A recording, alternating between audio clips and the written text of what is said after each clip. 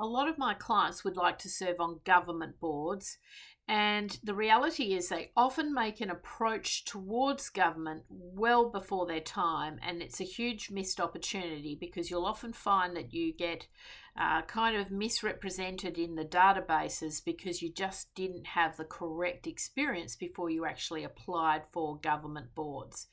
You need to understand the paradigm. The government does not want to take wannabe early stage aspiring board directors and give you the training wheels to try and build up your board experience.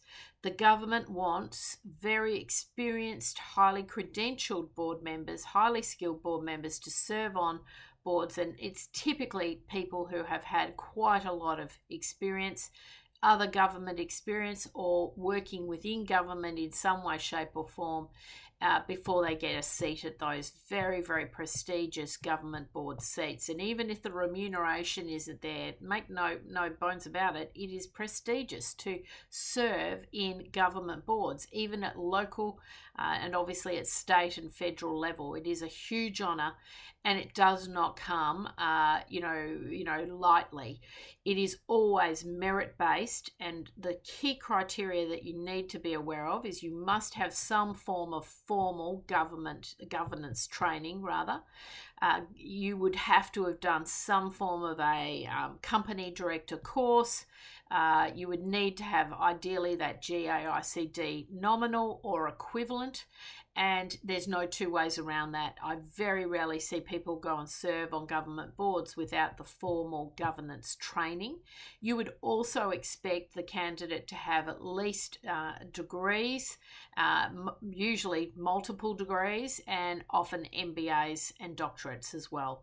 So, there's a huge emphasis on education and the highest level of qualifications that you can possibly have to serve on government boards. And then you would typically have served on at least 2, if not 3 board seats before you get a serious run at the opportunities that come up. Now, obviously, these roles are publicly advertised, but there is a paradigm at play here. And increasingly, if you look at the ads that pop up and they're advertising the positions, you'll see the criteria is very strict. If you do not meet that criteria, my strong advice is not to apply.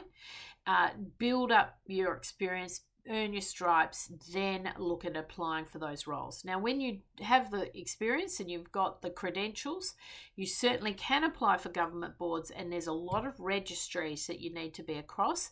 There's registries in each and every state. There's also often a registry to encourage female board directors to apply.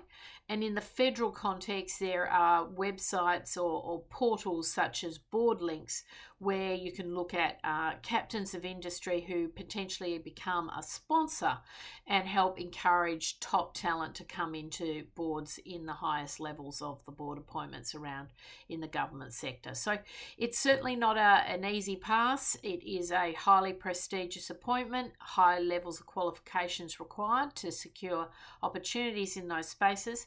You also need to not underestimate the offline networking that happens with ministers, chiefs of staff, policy officers, all the bureaucrats that are involved in the human resources and the recruitment processes. You need to build relationships.